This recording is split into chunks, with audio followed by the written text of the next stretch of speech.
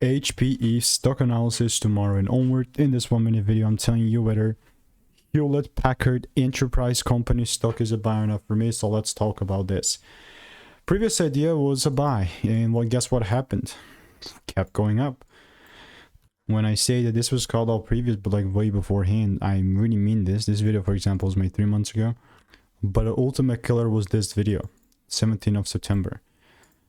Boom, this is how it looked like, and this is like the before. You can see the time frame, 2-hour chart. This is the after. Since it has already kind of delivered, now we have a new top of the range, which is this high. And what I'm going to do is just have it like that. We understand that this the whole thing is a demand area, but I'm more so going to be able to focus and refine it to a little bit of a lower time frame. And now the only thing that will make me buy and propel me forward is a proper double break.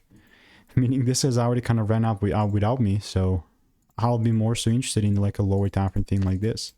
And if the rules are met, cool. If they're not met, it's also cool. I will just not force anything. So I will continue to keep you updated. If you want to make more money trading in a simple yet lean way, click the first link in the description. It's a free newsletter. Goodbye.